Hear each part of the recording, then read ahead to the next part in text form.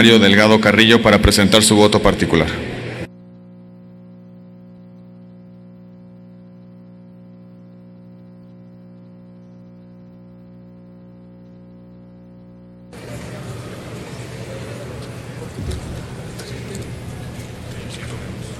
¿5?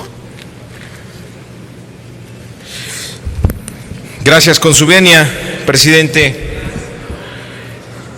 Compañeros, compañeras, me parece una buena noticia que finalmente vayamos a dictaminar esta iniciativa, pero también hay que ser muy claros en los alcances de lo que hoy se está aprobando, porque se ha generado una expectativa allá afuera de que con esta reforma pues van a empezar a subir los salarios de los trabajadores, y eso no necesariamente va a ocurrir así.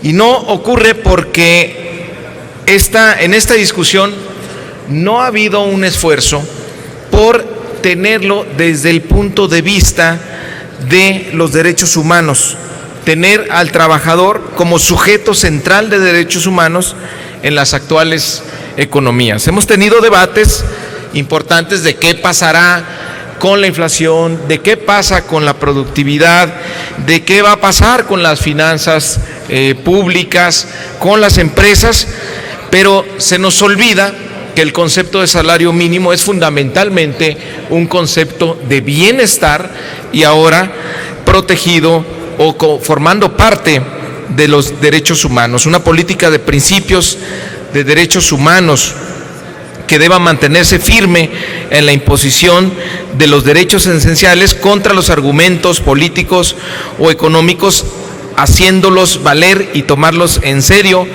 aún contra cualquier otro argumento. Se debe soportar todo esfuerzo por asegurar el mínimo vital, las necesidades básicas del trabajador. Si bien sobre el incremento del salario mínimo es necesario y debemos actuar con racionalidad para evitar los extremos, por un lado mantener el salario mínimo como está o bien aumentar el salario automáticamente o por decreto, creemos que hay que actualizar los conceptos de salario mínimo ordenados por el Constituyente de 1917 a la luz de los derechos humanos que ahora son el centro del sistema jurídico e imponen a todas y todos actuar con ánimo de su reconocimiento, protección, garantía y promoción. Hay que reconocer que la política económica ha sido muy mala para los trabajadores en México. El bajo crecimiento económico en los últimos 30 años, menos del 1% anual per cápita, la precarización laboral en la economía y la grave crisis de desigualdad en nuestro país han sido factores determinantes para elevar sus niveles de pobreza. Más de la mitad de la población se encuentra en pobreza en nuestro país, el 20% en pobreza extrema y 30% en pobreza moderada. Varios de los argumentos para mantener el bajo crecimiento económico en nuestro país mediante bajos salarios, exigiendo mayores niveles de productividad, han colocado a las familias mexicanas en la informalidad y en la precariedad. La realidad es que el 54% de los trabajadores formales no les alcanza su salario para comprar la canasta básica alimentaria. Tan solo este año el poder adquisitivo de los mexicanos ha disminuido casi 6%. La consecuencia de todo ello es que el mercado interno esté hundido, las familias no tienen dinero para gastar y las empresas no tienen dinero para invertir. Entonces, la reforma de desindexación del salario que hoy se discute representa una condición necesaria, mas no suficiente para recuperar su poder adquisitivo. Es necesario establecer las bases sobre las cuales se fundamente una política para una verdadera recuperación de los salarios en México. Lo anterior es algo urgente. Fijémonos que si nuestro objetivo fuese que para el año 2021, por ejemplo, todos los trabajadores de México pudieran acceder a la canasta mínima alimentaria, el salario mínimo tendría que crecer casi 20% cada año durante los próximos 6. Esto nos habla del rezago tan grande que existe entre un empleo en nuestro país y su función social ideal. Ganar el salario mínimo en México significa estar en la pobreza, situación que padece el 21% de los ocupados en México, es decir, más de 10 millones de personas o 1 de cada 5 de los trabajadores formales. Además de que en términos nominales, México es el país de América en donde el salario mínimo es el más bajo, tan solo por detrás de Haití. Desde 1980 y hasta mediados de los años 90 ha tenido una caída de 70% y una falta de crecimiento económico. Entonces, ¿qué proponemos? ¿Por qué es un voto particular? Pues proponemos una nueva definición, pero antes quisiera decir, concluyendo, que el valor del salario real es el mejor indicador de las crisis económicas que hemos tenido en los últimos 30 años y de un modelo económico que asume un éxito en las finanzas públicas, pero ignora el desastre en las finanzas personales de las familias mexicanas.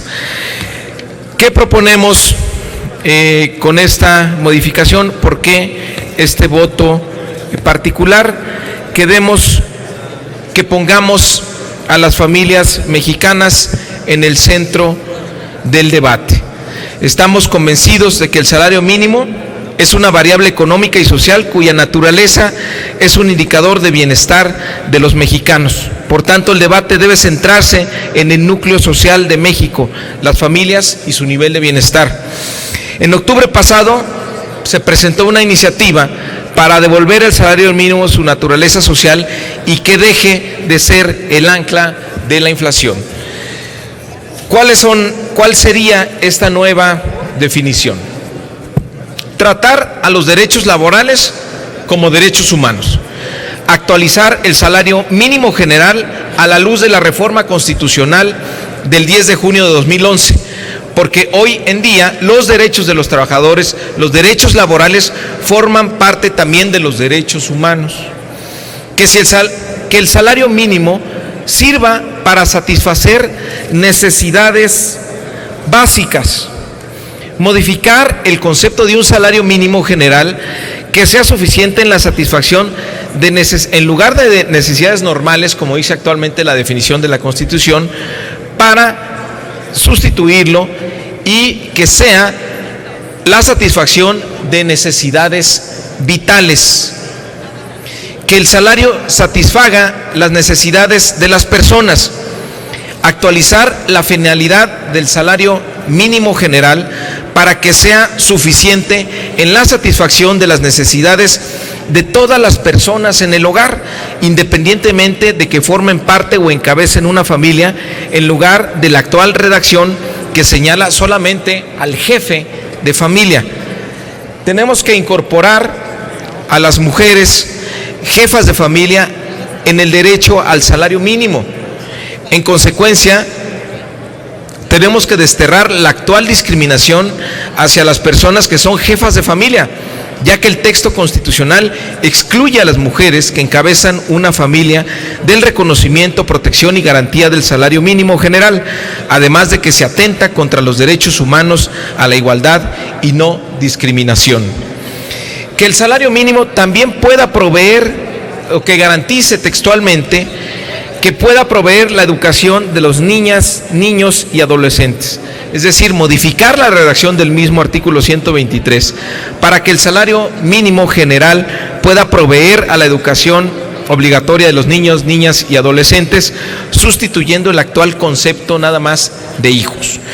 Por lo anterior, si no realizamos un verdadero debate sobre la definición y los alcances del salario mínimo y nos quedamos solamente con una desindexación del salario para crear la unidad de medida, la UMA, perderemos una gran oportunidad de garantizar a los trabajadores un salario sin pérdidas en valor real que sirva como un indicador de medida de bienestar. La simple desindexación, termino, presidente, del salario mínimo será una reforma para garantizar que los ingresos del gobierno no pierdan valor en términos reales, pero pone en riesgo o deja en riesgo una vez más el poder adquisitivo de los trabajadores mexicanos. En este sentido, proponemos con este voto particular a esta honorable Cámara la consideración de los siguientes transitorios que iré presentando en el transcurso de este debate sobre la desindexación del salario mínimo, cuyo objetivo será complementar las disposiciones señaladas en este dictamen y asegurar que con esta votación no dejemos pasar esta oportunidad de sentar las bases para llevar al salario mínimo de una medida de precios a un indicador de bienestar de los trabajadores y de las familias. Quiero nada más, por último, presidente, terminar diciendo, pues, ¿qué significa un mínimo vital?